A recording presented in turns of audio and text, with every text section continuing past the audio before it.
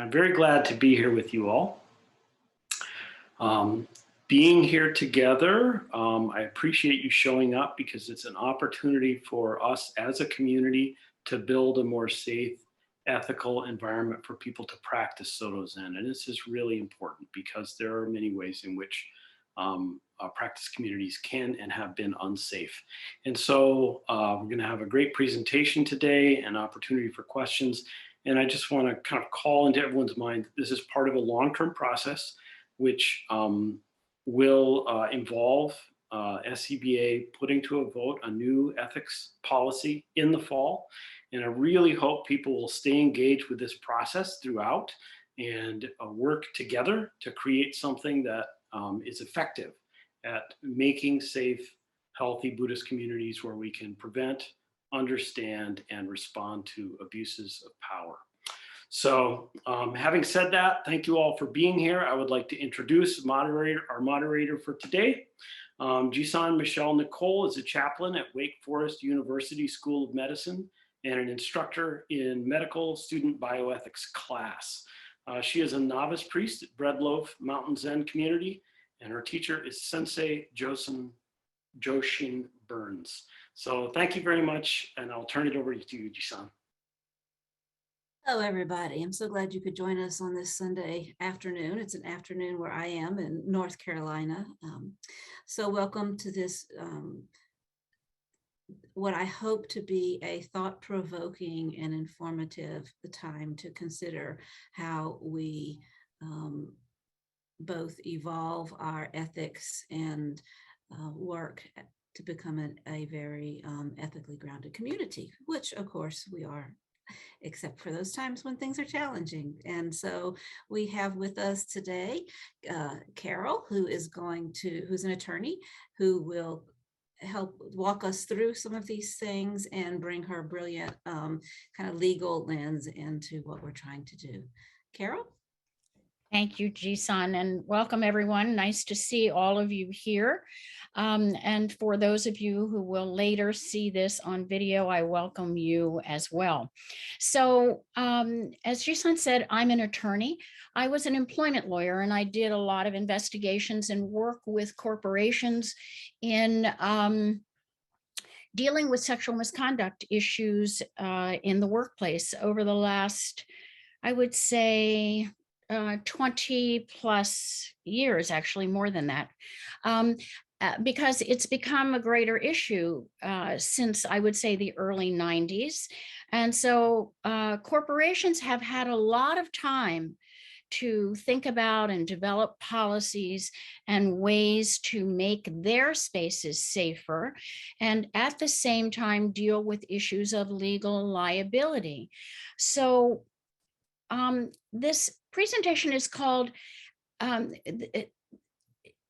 is really addressing the issue of or talking about the issue of the 16 precepts, which are basically, of course, a series of values, which are terribly important. But the reality is that in my work in doing investigations of misconduct, generally sexual misconduct in Buddhist and yoga communities, which is what I've been doing for the past 5 years, I find that sometimes people do not understand some of the legal issues and how their policies can help them do a couple of really important things. One is to do the right thing, which is often overlooked when we're talking about legal issues, but nonetheless, it is probably the most important thing, but at the same time to avoid legal liability. And what I find in Buddhist communities is that often there is a sense that the teacher is somehow above accountability. That becomes a problem. And also that there isn't any way to hold the teacher accountable. So I want to share my screen so that I can do a couple of slides here.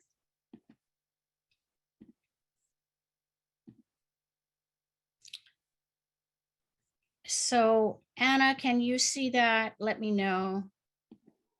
Yeah, I can. Good. Excellent. So why the 16 precepts are not enough? Because basically they're forming a foundation of your values that need to have more specificity. So I'd like you to do this for me. I'd like you to chat into me. The chat is usually on that little toolbar. On my screen, it's at the top. So if you would chat in, you can just chat to me if you'd like to be anonymous. I'd like to know whether you have an ethics policy at the local center where you're involved. Since we're talking about those policies today, let's see if we have yes. Seeing a lot of yeses.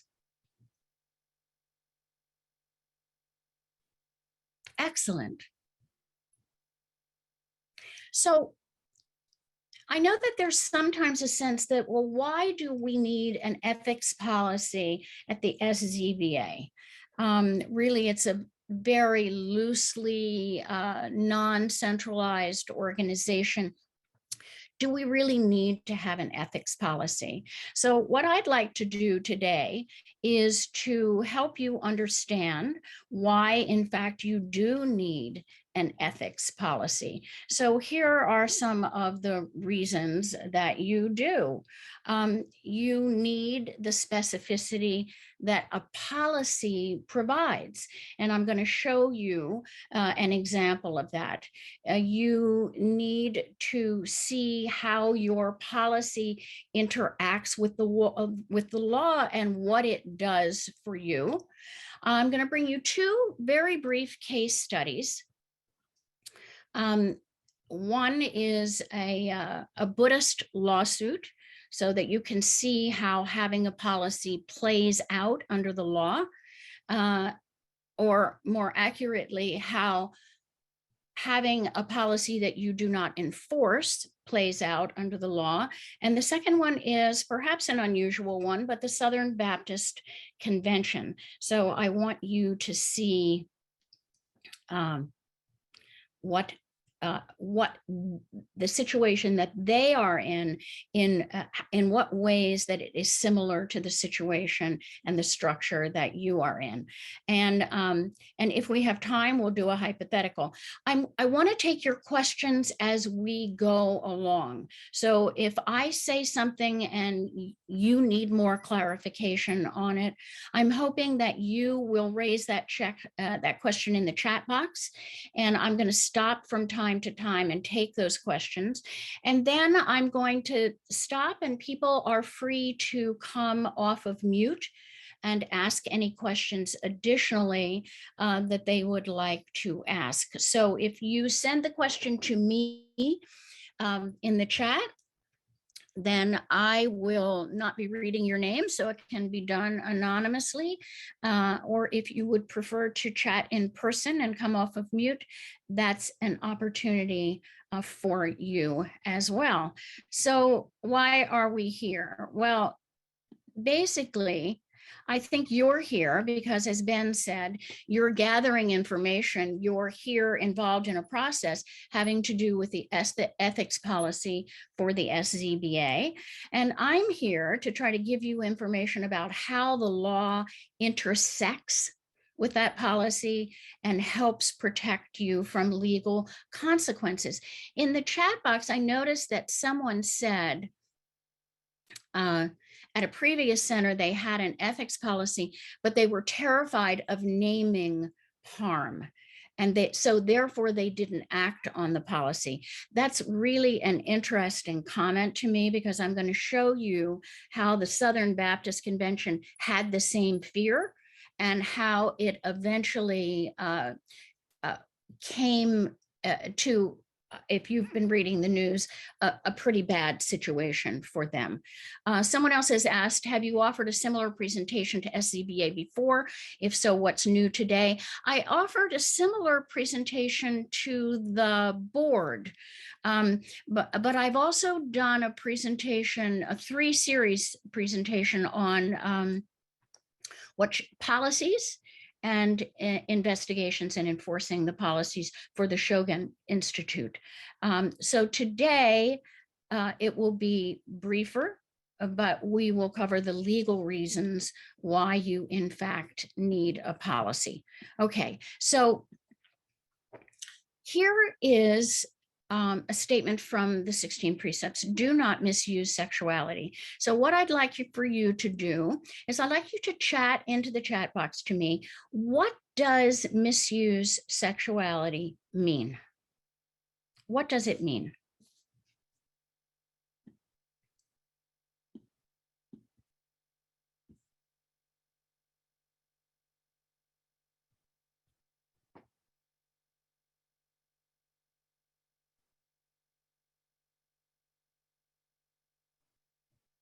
I'm not going to read your name, so you don't have to be afraid. What does it mean to misuse sexuality? Okay, so sex within a power differential to cause harm through sexual behavior. Engage in sexual conduct that causes harm. Great. Approaching another person in a way that refers to their sexual being that is not part of a discussion.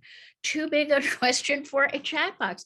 It is a big question, and it is one I will show you another example of how it's been answered that's actually quite overwhelming. Holding power over someone by using sex for your own needs with a power differential.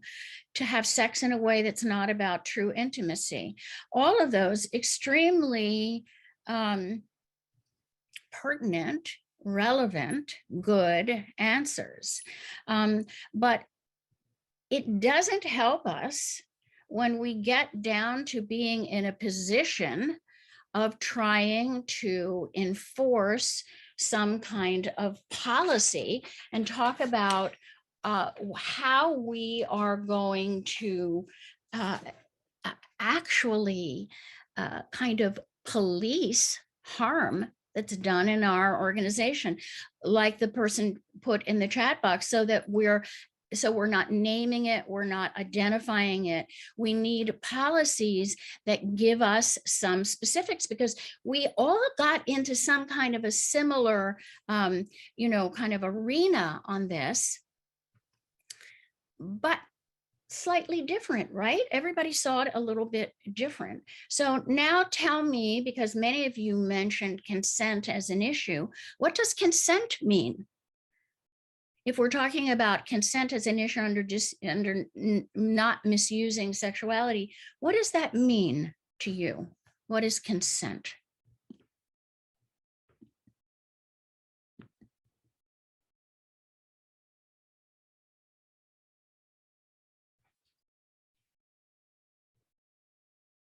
Lots of ways to give explicit permission.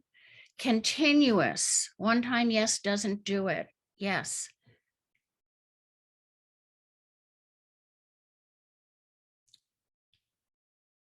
More explicit, mutual agreement, to agree to something without coercion, including unconscious coercion. Agreement when no power or coercion is involved. And yes, I think all of these are important in when we're talking about do not misuse sexuality. Now, here is an example to the person who said it's too big for the chat box. This is actually too big for a PowerPoint slide. So this is an example of California law, and in talking about rape. And so this is just one very small, in fact, portion of the law. And you can see how much specificity that there is that we don't have in the statement, do not misuse sexuality. Because the 16 precepts are the beginning, they're not the end. So here, and if you can't read this, that's fine. I'm just going to tell you what you need to know about this. They're talking about rape is an act of sexual intercourse. And then they're telling about the victim. if the victim has a mental disorder, unable to consent. And I can guarantee you that further on in this law, there will be several paragraphs about what consent means.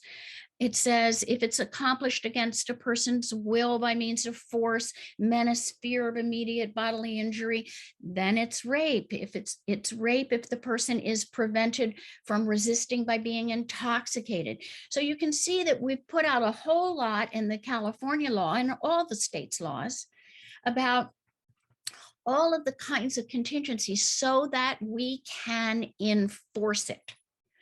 Because when we say do not misuse sexuality, you all actually came very close to one another in what your interpretation of it is.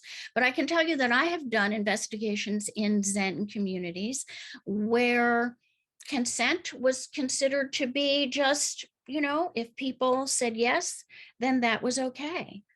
And so if we don't specify what it is that we mean, we cannot enforce it. So if you look here, what we see is you cannot hold people accountable if you do not have a policy or a written document that tells the specifics of what you're talking about. It has to tell people what's okay and what's not okay. Because here's this little example here. If someone makes a complaint about Frank, who's having sex with a student who is also his counseling client, then we have to ask ourselves, is that a problem? Is that against our rules? And our rules are set out in our policy. If you don't have a specific idea if it's okay or not, then probably Frank doesn't either. And one of the kind of very American ideas about due process is that we have to understand that something is against the rules before we can hold people accountable for that. We can't hold people accountable for things that they don't have an opportunity to know about. So that's important. If you can't, here's the really more important thing for you, all of you who are members of the SCBA. If you don't hold anyone accountable, then the law is going to hold you accountable. So we're going to talk about Southern Baptist Convention and a number of Buddhist leaders who have found out that because the organization had no ethics policy that included specifics about what was okay and what wasn't okay, that they could be sued. In addition to the teacher being sued, that the board themselves can be sued for allowing certain conduct to go on. So if you have questions about that, you can chat them in. Here's a graphic that I think represents for me where your policy and the law intersect. So we have 3 boxes there. We're kind of going up that pyramid. And I have those blue arrows underneath your policy. Now, what I'd like you to see is that your policy, your ethics policy, whatever you may call it, and hopefully your ethics policy has a section on sexual misconduct. And if it doesn't, that you have a separate policy on that, that's okay too. But those policies that you have on ethics and sexual misconduct, particularly, sit at the top of that pyramid. That means that they are above the law. It means that they are aspirational, that they aim to protect more than what the law protects, because the truth of the matter is that the law is a low bar. You want to try to do better than what the law does. And so your policy becomes your law. That is what you are going to be enforcing. And because you don't want to get too close to the state and federal law boxes. You want to be above them. And the reason for that is because you can't go below the law. If you think about it, it's obvious. You can't say, well, here at the SZBA, we don't care about whether someone is sexually assaulted because we're making our own law. Well, you are in a way, but the law that you make has to be something that protects in a greater way than the federal or state law. And you don't want to get too close to federal or state law because you don't want to fall into that. You don't want to go over that cliff into having legal problems. So you want to you want to give more rights, more protection, be safer for your communities than what the law actually requires. Okay, I'm going to stop and take some questions from the chat box. If you have a question that you would like to ask, you may put that in. After surveying abuse cases in most religious centers, including Buddhist community, the question comes to mind is, why are teachers not given a contract upon hire? Interesting. If they cross the line, they need to be fired and never rehired again. Sangha safety is paramount. Very interesting question, and it goes to one of the little case studies that I'm going to show you in a few minutes. Two things I want to say about that from a legal perspective. I don't know why teachers are not given a contract. There isn't any reason why you couldn't do that. Certainly, CEOs of organizations are generally given a contract. The contract has some kind of clause that says, you know, we can fire you if you commit certain kinds of infractions, or we can fire you what they call for cause. So certainly it is possible to do that. At the same time, what I would say to you is you don't need a contract to do that. So if you have a contract, that's great. It spells it out. It kind of goes to what I'm telling you about the policy. It gives some specifics. It sets out some guidelines about what we're doing here, what makes sense. But at the same time, you don't really need that from a legal perspective in order to fire someone for misconduct. So I hope that that makes sense. If it doesn't, be sure to chat back in. Any other questions on what we've talked about? All right. I want to talk about two particular case studies. One is of Buddhists, one is of Southern Baptists. And so let's look at the Southern Baptists first. So this is the headline from the New York Times: Southern Baptist sex abuse report stuns from pulpit to pews. So chat into me. Have you been reading the headlines on this? Have you followed this in any way? I'd like to see whether people have any familiarity with what has been happening in the Southern Baptist Convention. Okay, yes, a lot of people. Some people know, so we'll talk about what that means. Yeah, read about it a bit in the newspapers, me too. So here's the thing.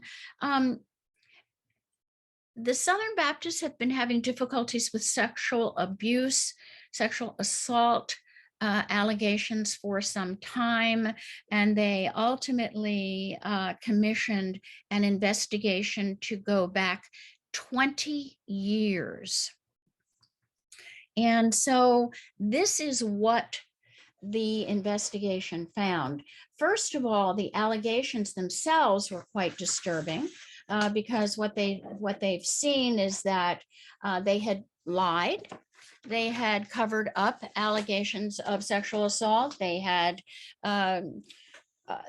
buried those claims.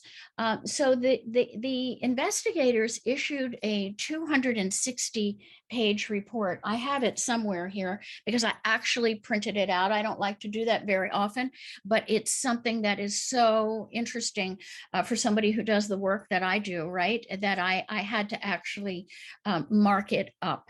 So they found the investigators that there were 409 abusers in those years, including one who was a former president of the SBC, excuse me, and that there was absolutely no effort to do anything about credible allegations that came forward. And so I looked through this report because I'm wondering, how does this happen? And this is this is just my opinion on this. And I offer it to you because I don't obviously want to see you fall into the same kind of difficulty. Number one, they did not seem to understand that the law applied to them. This is something that I see frequently in Buddhist communities, and hopefully not in your local centers or in the SZBA. But the reality is that there is a tendency to think that, well, we have our own law.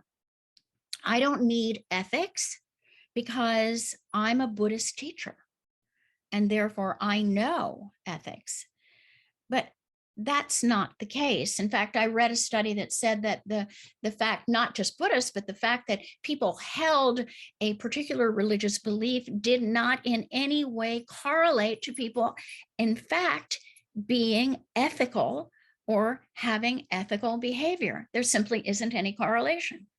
The reality is that the law does apply to everyone, including Buddhist teachers, and I would say also Southern Baptist pastors. They didn't believe that they had a responsibility to hold people accountable. So I go back to that chat that came into the box earlier, where that we identified the harm, but we didn't want to name it, or we didn't want to name the people, and we didn't want to hold them accountable. The Southern Baptists had the same belief, and that, of course, landed them in a great deal of difficulty, not the least of which is legal. In fact, worse than legal is that you lose a tremendous amount of credibility as a religious organization if you are not holding people to account who are harming others. I mean, it's just no other way to say it than that. If you do not hold people accountable for the harm they are doing to others, and you find yourself on the front page of the New York Times, it's not a very good feeling. They did not have policies in place. They did not investigate allegations. And very, very clearly, they protected the structure of their organization instead of the victims. So that was the paramount thing for them. Now, this structure reminds me a little bit of the structure of the SZBA. So I want you to look at it to make sure that you see that what they have done was decide that because they're loosely affiliated, because they don't choose the people who are going to lead the local centers, they have members listed on their website, and I'll talk a little bit in a few minutes about what that means, or what that might mean from a legal perspective. They put all of the authority in the hands of the pastor of the church. They had no central authority. In fact, they had a name for it.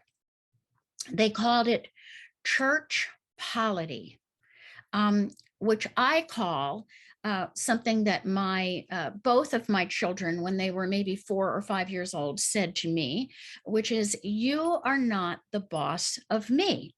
That's what church polity means in this case, in saying, we can't tell you what to do.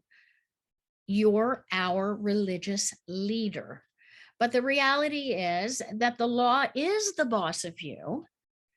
And the law is the boss of the Southern Baptist Convention and the Southern Baptist pastors that are members of that convention. And it's regardless of whether you are a Zen priest or not. Okay, questions about the Southern Baptist Convention?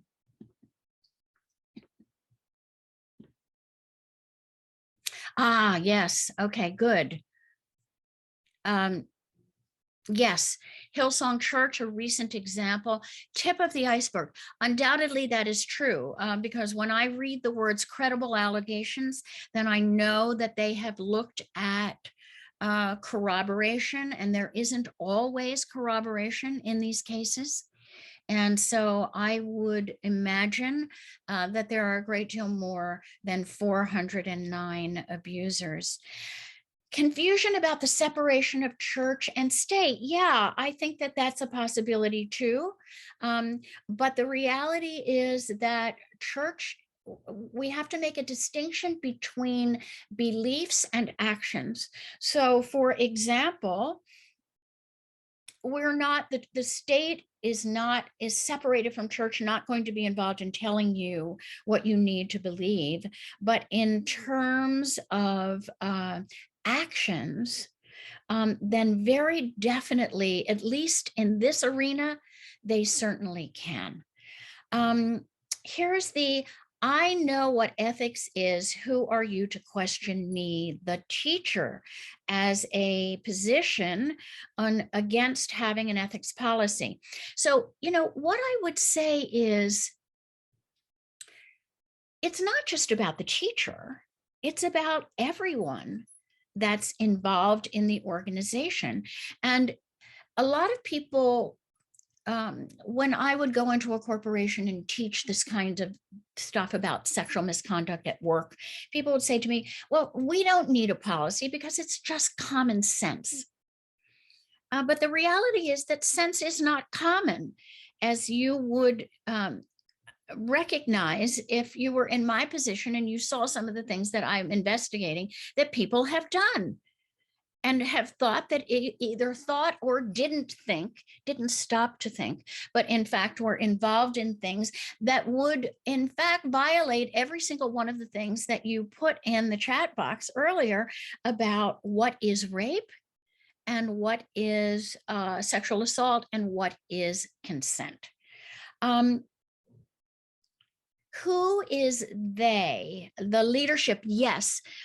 Thank you. Yes, when I'm talking about they, and I think I'll go back here to this slide, that the thing that they did not understand is the leadership of the Southern Baptist Convention. And there's some very, the report is online there. You can Google it and get a link to it if you have any interest. Not everyone may be as interested as I am in seeing what they did, but the whole 260-page report is online and you can see it and see for yourself how the beliefs that they had, that they didn't need a policy because they didn't have any control over the organizations that made up their membership, how that led them astray. Yes, they feel like they only answer to God, not the law. Yes, I think that's a part of it as well. I'm curious as to what members of the SZBA feel like when you compare it to the SBA. So some sense that Buddhists tend to see themselves as distinct from Christians. Yeah, I would think so. So I put it out to all of you. What do you feel like? What does it make you feel like when I compare the Southern Baptist Convention to the SZBA? And while those are coming in, let me take a few more questions here. Yes, common sense is defined so differently. Look no farther than our political climate. Very, very true. We do not know what is right and what is wrong. I think it's a fair comparison in terms of having separate churches or temples, but not under a bigger organization. Well, so I'm going to do more on that because I want to give you an example of what happens to the bigger organization. Buddhist exceptionalism. We are special. Are we special? Are we different than other religions? Has played a role in preventing effective response to abuse. So the organizational comparison of the structure between the SBC and the SZBA seems useful. Church polity seems like a fair comparison. You know, I've seen some of the responses that people have had to your ethics, the attempt to have an ethics policy. And it does seem to me like a fair response, but of course, you know the organization better than I. No difference in terms of expectation of ethical behavior. Yeah, Buddhist humans are just as prone to abuse of power.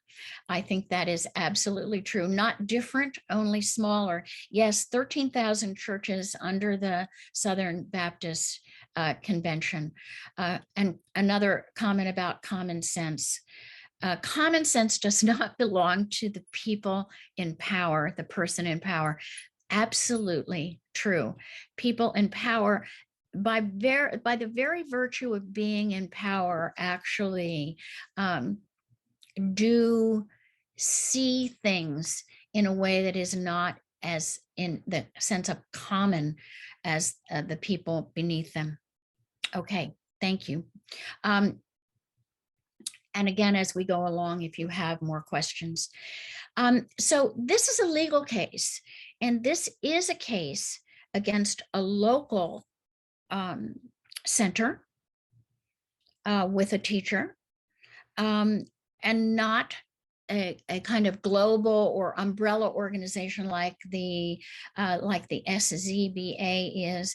But I think it is instructive because I'm going to be telling you that negligence is something that I would consider to be something that you need to be concerned about as an umbrella organization, just as the Southern Baptist Convention would be. But here's a peek into an issue related to having a policy and enforcing a policy. So having a policy, and I've heard this many, many times, this statement, well, we have a policy. But the question isn't really whether you have a policy, although that's the first question, because you don't have a policy, you're going to find it very, very hard to enforce any action against inappropriate behavior. But if you have a policy and you don't enforce it, it's the same as not having one, and it's dangerous. And so let's look at this and do a little kind of a autopsy, if you will.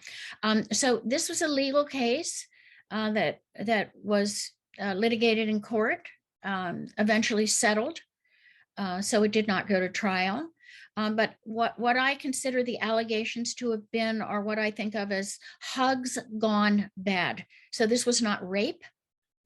This was, in fact, hugs gone bad under California law are, you can see, sexual battery in violation of a civil code, battery, gender violence in violation of California civil codes, sexual harassment in violation of the California Civil Code, and intentional infliction of emotional distress. Now, one of the questions or comments in the chat box that is very interesting, I think, is why don't we have a contract for teachers? And I don't know why you don't. You certainly could, but even without a contract, there are two things that I would say about this case. One is that the teacher was fired. And the second thing I would say is that the survivors who brought the lawsuit pled against the board of directors negligent retention and supervision. So as if the teacher was in fact an employee who could have been under a contract. So just take note of that. I wonder how many of you who are involved with local centers actually understand that you are supervising a teacher as opposed to the reverse under the law. Also note that number 4, sexual harassment only applies in workplace situations, and that also was pled with the understanding that the teacher was an employee. And so that's something to be cognizant of for those of you who are in leadership roles, and for those of you who are teachers, to understand that you have an obligation to your board of directors to be in complete compliance with policies. Now, the interesting thing about this case is it was against the local board as well. We think of these things as being perhaps against a teacher who acted inappropriately, which was what the allegations were in this case. But in fact, it is against the board of directors as well. And of all of the investigations that I have seen and done in the last 5 years, I would say that at least 50% of them will move toward litigation. I'm not a litigator myself, not anymore. But these are the kinds of claims that are going to be made against boards. Negligent infliction of emotional distress, negligent supervision and retention, as we talked about before, and just plain old negligence. So what does that mean?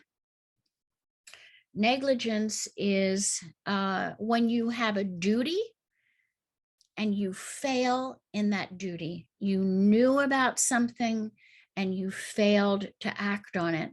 So that is what was pled here. What happened, let me go back to that case because I want to say something about negligence so you understand it when we get to the kind of big umbrella hypothetical. So when they're pleading against the board, they're saying the board was negligent. And what they're saying is the board knew about this activity. They failed to take any action that would have prevented the harm from happening. That is negligence. So if you look at this particular case, let me tell you how this kind of came into play is because the board was told of a case, of a situation, let's call it, where the teacher had hugged someone inappropriately. And they did nothing about that. They did not recognize that they had a duty to do anything about it. And that happened, let's say that happened in 2015. In between 2015 and 2019, let's say, several other situations happened. Those situations then point a finger at the board that they were negligent because they knew about it and they didn't do anything about it. Another case was brought to their attention, let's say in 2017. I don't know the dates right off the top of my head, but let's say 2 years later.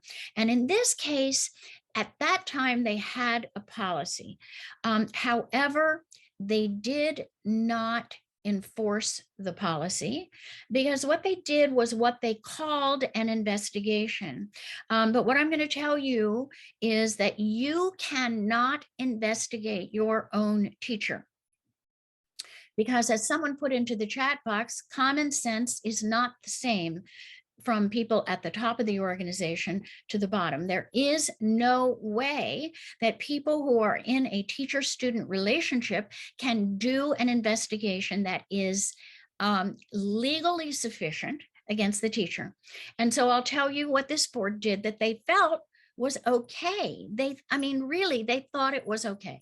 Here's what they did. They went to the teacher and they said, we've had a complaint against you. And the teacher said, I think I know. I think I know. They didn't tell the teacher who it was. They said, he said, I think I know. And so, yeah, I know this person. He named the person and he said, she's needy and she really needed me to hug her. And, she's also crazy. Okay, now the board, in an uncommon sense move, said, oh, okay, end of story. And so they did not investigate any further. They did not talk to the woman. They did not do anything about it. And then in 2019, when it happened again, then the all of the grounds were there for what you see up here, which is a negligent infliction of emotional distress, including up above it, intentional infliction of emotional distress. You had information and you did not act on it. So I would say on the chat about, we have a policy, but we haven't named it, we haven't investigated, we haven't done it. You have to understand what the law requires of you and what the law requires of the SZBA as well, which is to have a policy and to enforce it. All right, questions?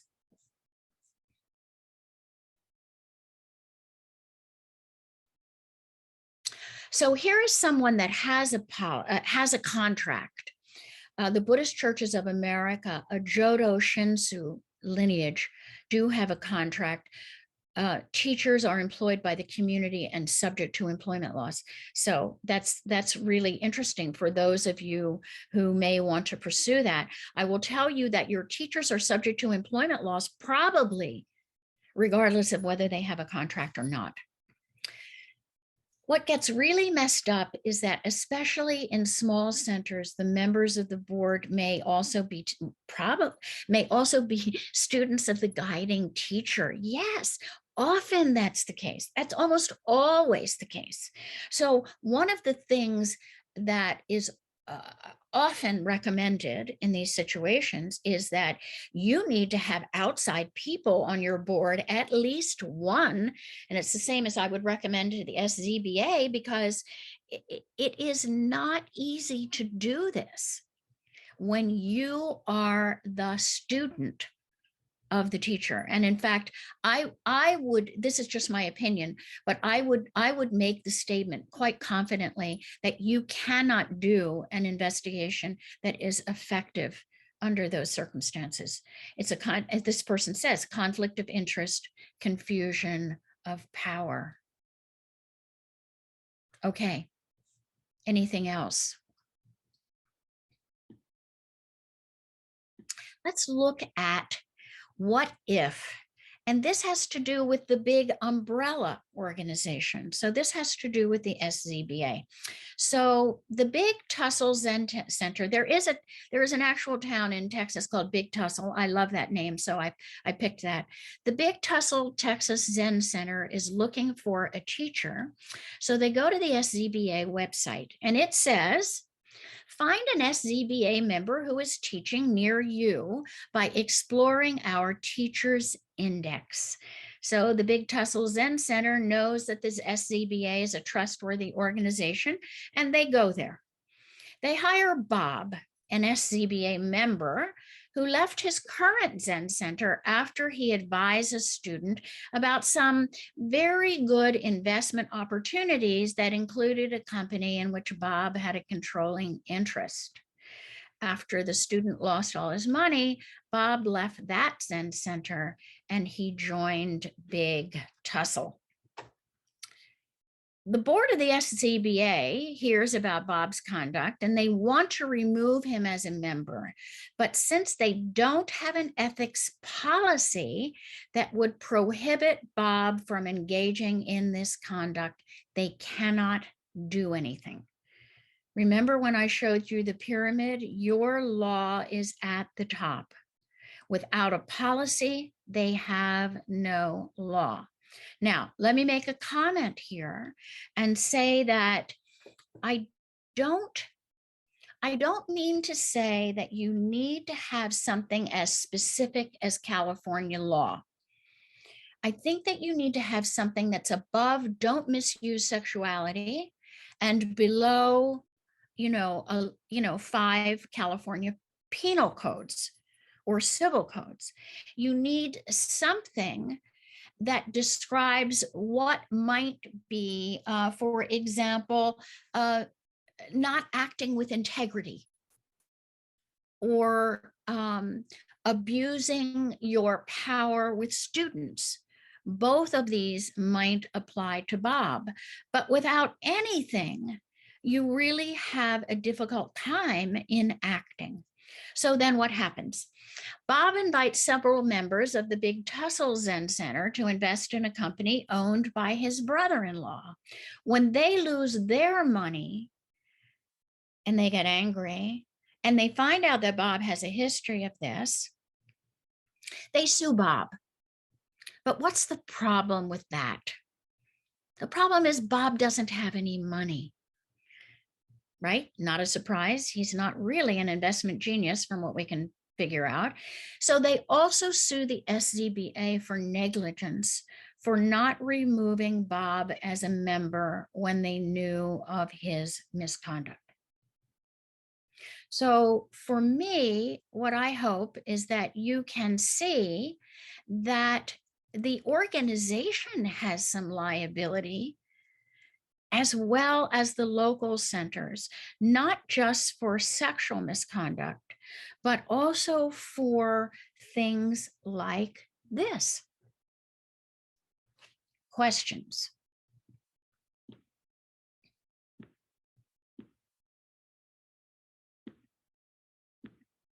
Let me get the chat up here.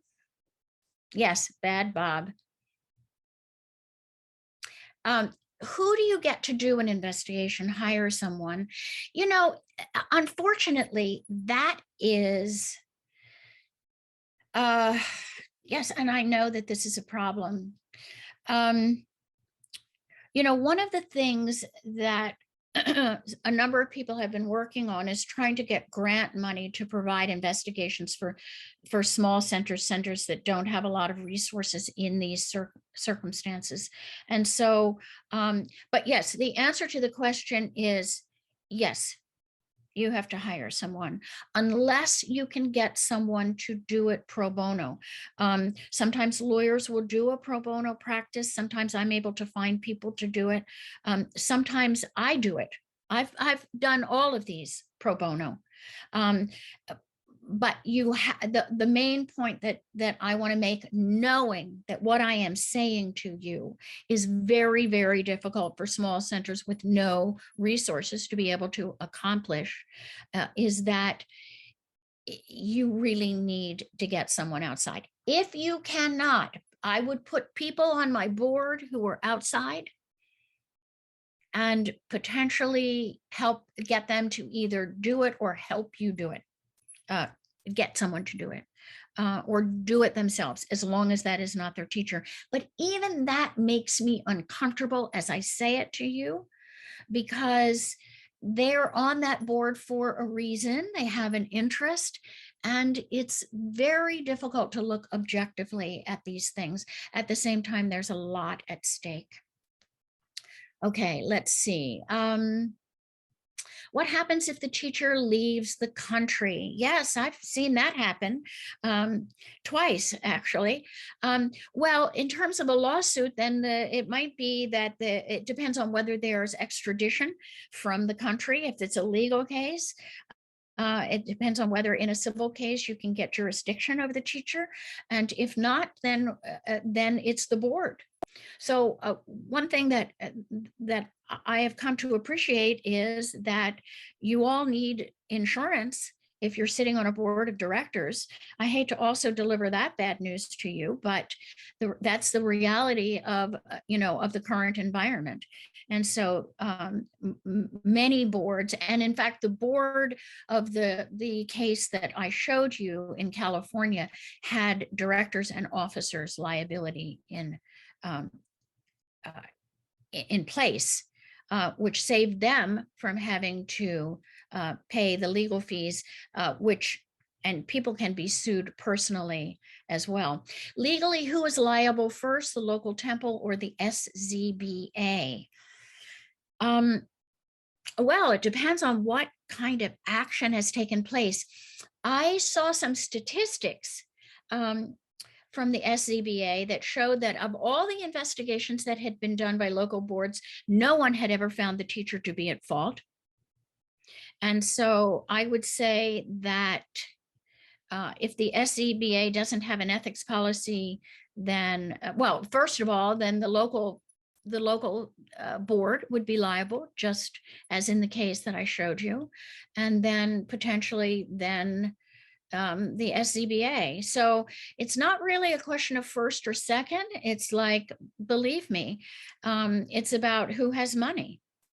And that I don't say that in a crass way. What I say that in is saying people have been harmed. And in civil cases, we're not necessarily just talking about criminal cases. In civil cases, the currency of justice is money. And so if you're allowing these things to go on, you're going to owe people money so that they can use it to recover from the harm that's been done to them. That's kind of what it is. In what situations is it okay for a Buddhist teacher to hug a student, to date a student? Okay, so, personally, after seeing the case that I showed you, I would not want to be a Buddhist teacher hugging students. I would certainly not want to be a Buddhist teacher hugging students in a private interview. And I guess I would say that I would be extremely cautious about that, about the situations in which it's okay. When I teach in corporations, here's what I tell people about hugs. A hug is okay if the person comes in and their mother has just died, and you go up to them and you go, "Oh, I'm so sorry to hear about your mother," and you hug them, and it takes you exactly 2 seconds, like hug and out. Then I might feel okay about that. Otherwise, I'm wondering why you're hugging people. And it happens to be a gesture that is easily misinterpreted. I don't think it was misinterpreted in the case that I showed you, but certainly I've seen cases in which it was.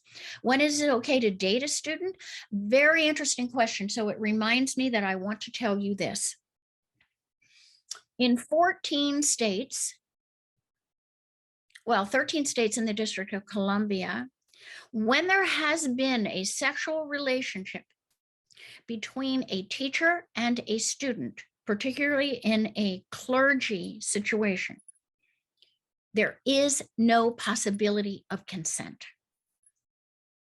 So I don't know all the states off the top of my head, other than I know Texas is one, and I know that that Washington, D.C., the District of Columbia, is one. So if you're in that state, I would say that a teacher should never be dating a student because there is no possibility of consent.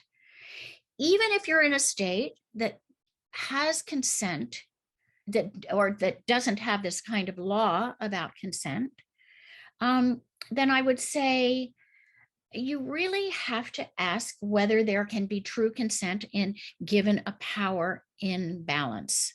And so I think it's not illegal. It's not illegal, but what I would say is it's very, very problematic for a teacher to be dating a student. Here's a person who says, I just had an interview with a person who left his Buddhist Tibetan Buddhist community in which a senior student was tasked with an investigation of sexual harassment between a male monastic and a younger male student. The student who did the investigation concluded that the monk had sexually harassed the student, but that the student and his allies in the Sangha had made the situation worse by gossiping, which was a breach of right speech, so no disciplinary action was taken. After the conclusion of the report, the male student attempted suicide after he and several of his allies left the community. Okay, so this is exactly, well, it's not exactly, but it's a corollary to what I'm talking about. This is dangerous business. Someone committed suicide, or attempted to, is my thing here, attempted suicide. You don't want that. You need help with this. For example, if you found that the teacher did sexually harass the student, you must discipline in some way the teacher. You do that. Then you go over here and you see gossiping made this worse. Then you deal with that, because sexually intimidating or assaulting a student is not the same level as gossiping. They're two different things with two different consequences. Let me see. I have known a number of pastors in evangelical churches that want their parishioners to get involved in pyramid schemes like selling products like Amway. Yeah, really a bad idea. This is why you need an ethics policy, so that you can help people understand what is unethical, what is an abuse of power. Yes, how do you make a specific statement in an ethics policy related to Bob's behavior? You said something like lack of integrity, but that seems very vague to me to enforce. And yes, there are parts, here's the thing that, and I have seen your ethics policy, and I don't recall right off the top of my head if there's something more specific in there, but you can rely on some of the things that are more vague if you have to. And sometimes you do have to, because the human mind is extraordinarily creative. And you are never going to be able to list all of the things that are unethical in your ethics policy. So you want to do the big ones. You want to do stealing money, and maybe you can get there under stealing money with Bob's behavior, but you have to look at it. Okay. If the board knows about the abuse, does nothing, can the board be held responsible and dissolved? I don't know about dissolving. I know that they can be held responsible. Yes. Yes, in some cultures, good question, good comment. Hugging is a standard form of greeting. That is the case. And in the United States, we do not have a culture defense. So I think that as a general rule, we give more slack probably to people from a different culture, where we understand that hugging is a form of greeting, but hugging is not necessarily a form of greeting in the United States, and certainly in a variety of communities. It's not even permitted. Yeah. Here is for those of you who, for the person who asked about the language in the ethics policy, here is one that says that the leader will not use a relationship with a participant for personal gain. I think that is also in the ethics policy for the SZBA, and that is the kind of thing that can be used. What if the teacher has a drinking problem and it's not being clearly addressed by the board? Well, I think it depends on what your policy says. Is there misconduct that the teacher is engaged in? What kind of problems has the drinking, what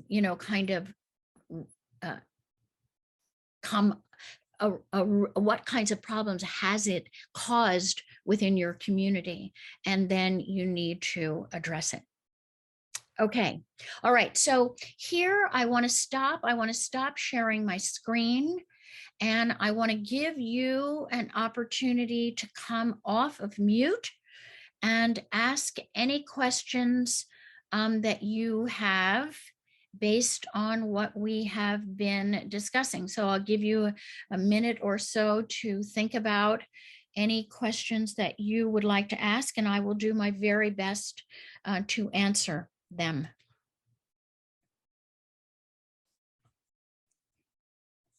And I will also still monitor the chat in case. I'm wondering if you have any idea of good templates that perhaps have been written by other organizations that we could look at, to have, a better, more thorough, more inclusive list of things that are really not okay. Yes, I am positive that there is, and I would put that all out to all of you if you are willing to share. I would ask you to do this. If you have an ethics policy that you feel that you've either had to use or that you have a sense of confidence in, send it to Anna. And then Anna will send them to me, and then I'll look at them. And then Anna, can we send them back to people who've been participants? Sure, we can follow up in our materials that we send out. Yeah, I think it's a great ask, because doing these things from scratch, I know I told you I taught this 3 classes on having a policy, and a lot of people didn't have a policy. And starting from scratch is really difficult for people to do and know that they're covering all the bases. So we'll look at a couple and we'll put them back out to you so that you can use them as a template. And Also, course, you can look at the SCBA ethics policy as well. yeah. Can I jump in on that and just say there is a policy that's currently published on our website that is quite limited, and it's why we're developing a new policy. So I'm really encouraging people to look. You can look at that and don't think that's complete.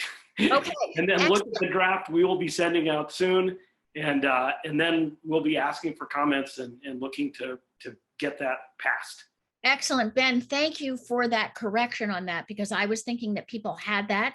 So wait for the new policy to come to you so that you can always use that as a template as well. But it's never a bad idea to look and see what other people are doing and to be able to pick, from a menu of possibilities. Thank you, Ben. I have a question about the, because I was on a board and somebody did threaten legal action towards the board.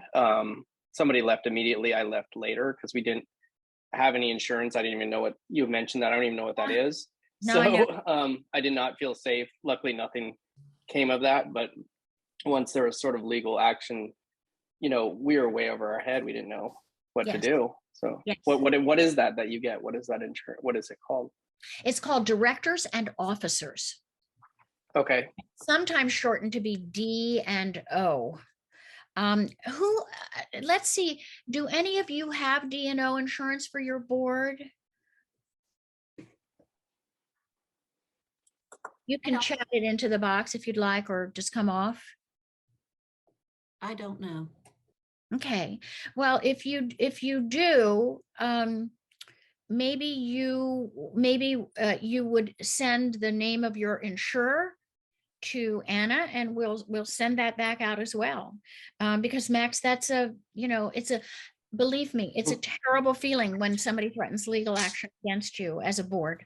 So Yep. I get it. It's at least, it's never going to be a good feeling. Yeah, right? That's true. But it's going to be less of a bad feeling if you have insurance. So here's Church Mutual serves a lot of SCBA members, D&O insurance. So that's a great, and I get another one in here too. And so I would say, check them out. Okay, thank you. Here's another reason why you want to be very, very careful about all of these situations, is because once you do have legal action, then it's very difficult to get insurance after that, right? Because insurance companies don't like to have to pay out on these policies. And so once they do pay out, they'll provide you legal they'll provide a lawyer and they will pay out on settlements, but they don't want to do it again, so they will drop you. All right, somebody had their hand up for a long time. That would be me. Okay. Thank you. I wanted to return to your suggestion about getting outside people on the board. At Stone Creek Zen Center, we've recently reconstituted our board. We have a lot of new members who've come in, but like probably a lot of people on this Zoom, we're a really small organization, you know, maybe 35, 50 people. Now, to get an outside person, we would have to have somebody who had tremendous interest in Stone Creek. You know, we've had pro bono legal work, pro bono construction help, pro bono gardening services. Lots of people have come forward because they love our organization. But that means to me that they're psychologically invested in our organization. Yes. So my question is, what is the value any more than a board member? I mean, I think if we develop our ethics policy and a situation comes up where we have to do an investigation, my inclination would be to go completely outside, not to an outside board member, but to really like search the community for legal assistance that would be unconnected in any way to Stone Creek. Yes. So I just want to hear your commentary about that perspective. Yeah, no, I think you're absolutely right. I think first, if we're talking about first line of defense, it's going outside completely. If you, I think the worst is the you know, board members doing the investigation. And then somewhere in the middle is if you have somebody on your board that is at least not the student, and if that's the only option that you have. But it's, you know, it's all about what kind of options that you have. The very best option is exactly what you've said, which is going outside. Who else?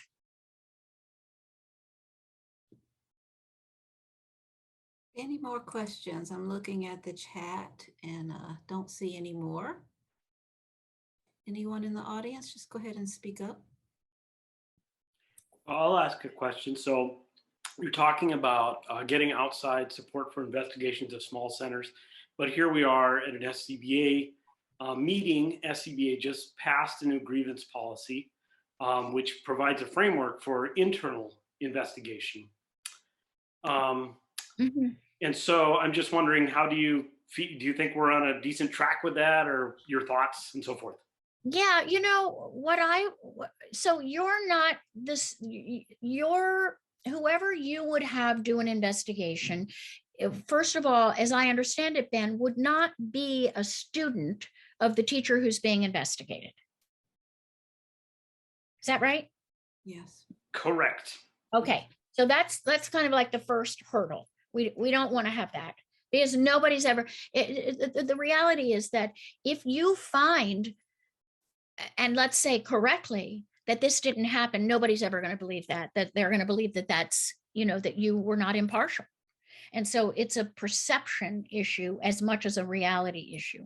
The thing that I would say for SCBA is I'm trying to see whether Grace Shearson, who does Shogaku Institute, we're thinking about whether we can do a training on investigation that those of you, you know, could maybe, like SCBA could send some people to the training and learn how to do an investigation.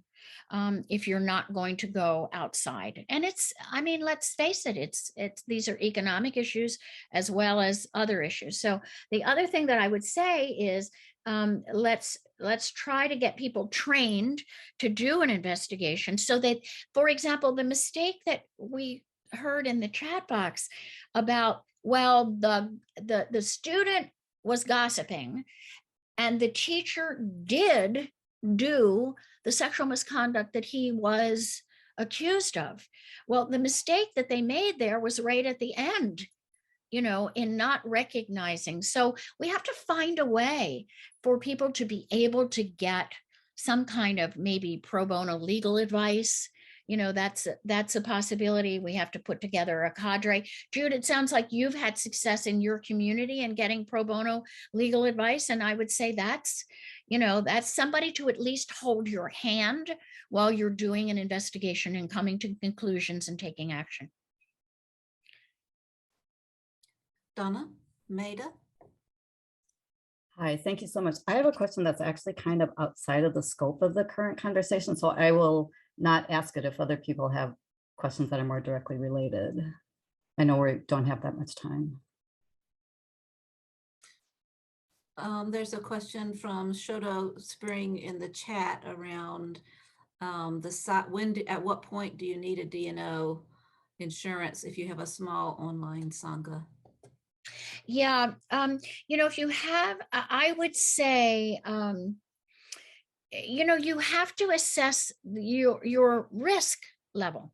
So if everything is happening online,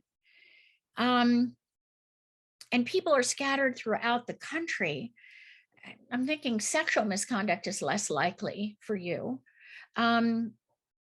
So I don't know how you can assess that. You have a small community, you have an online Sangha, about 6 or 8 people. It's probably not practical for you. Yeah, thank you. It's certainly not practical. Yeah.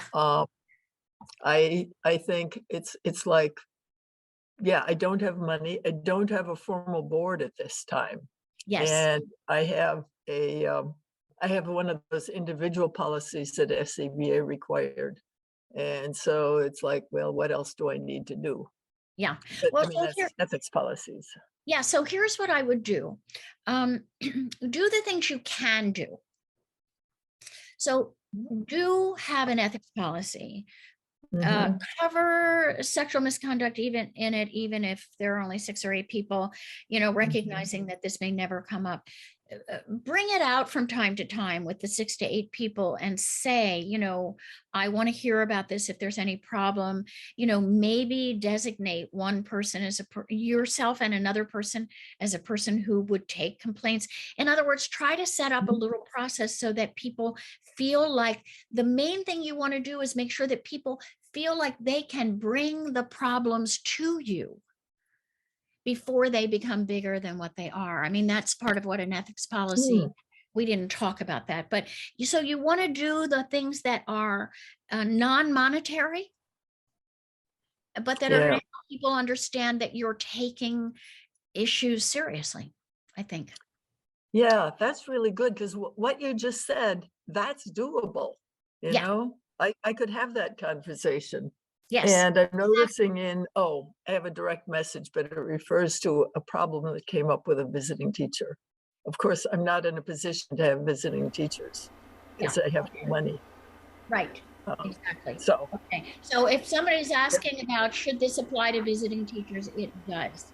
Okay. So some SZB, let me read this from the chat group and then we'll go back to the other question that we have. Many SZBA members feel that we should have a policy that is more lean and open to interpretation. Can you speak to lean versus more detailed? You know, where it's possible, I like more detail because I think that it helps people recognize, like if you say to people, don't do things, well, don't misuse sexuality. Well, okay, you have a lot of people that are misusing sexuality, but they don't seem to understand that that's against the policy or against the precepts. They should certainly know the 16 precepts. In their mind, it is open to interpretation. So on those things like sexual misconduct, I like to see a lot of detail. I want to see, what does that mean? What do we think about consent? Can we have consent? Can a teacher date a student? I want to see all of those things because that's where we have problems. So we want people to be able to read the policy and say, oh, wow, I shouldn't be dating a student. I'm going to stop doing that. Whereas if we're talking about some of the finer points of integrity, and some of these things we have to say, and what was the language that somebody gave us here before, which is about not use a relationship with a participant for personal gain. If you, I could see even putting a comma there saying, for example, and then giving if you've had problems or you foresee problems, or do them, like 2 or 3 examples of the most egregious kinds of things, so that people have an opportunity to lodge it in their brains. We're trying to keep people from doing these things so we don't have all of the downstream problems that we're going to have with directors and officers insurance having to do an investigation. I mean, just, let's just say to people, don't do this thing. Don't do it. And then we're all going to be happy.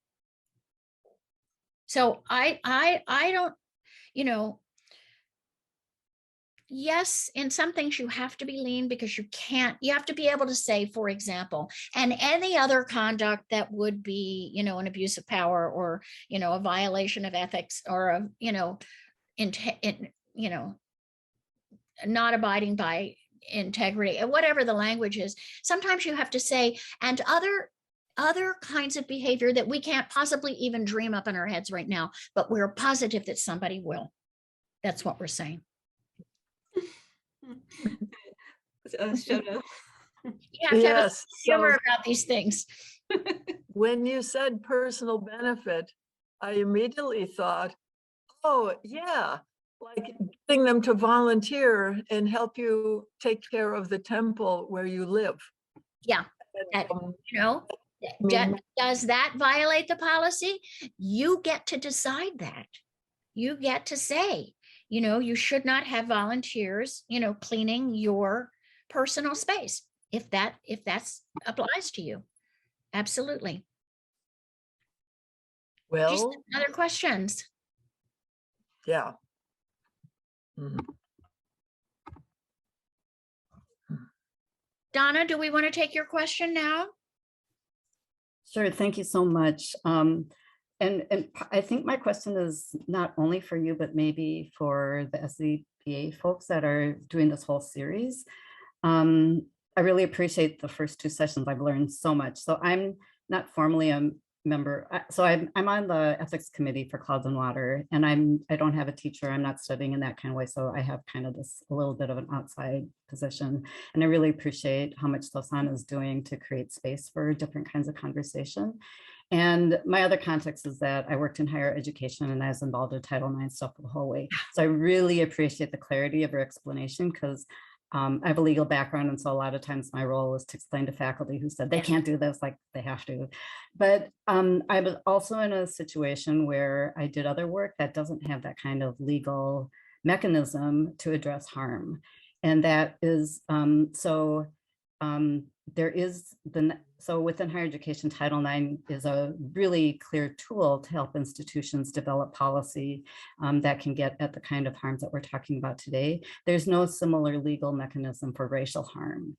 And so all kinds of, there are tools, but they're not that specific, and you can't have the same kind of specific policy that will be supported by law, because law doesn't address race in the same kind of way it does around these issues of sex and gender and sexuality. And as we're looking forward, we see that all of these legal mechanisms are going to be under attack as well. And so even under Trump, Title IX changed, and Biden's administration is trying to get things back on board. So we can't fully rely on law to do the things we can. We use it as a tool to get things in place as we need to. But at Clouds, we're also trying to address the kinds of harm that don't have the same kind of legal backing.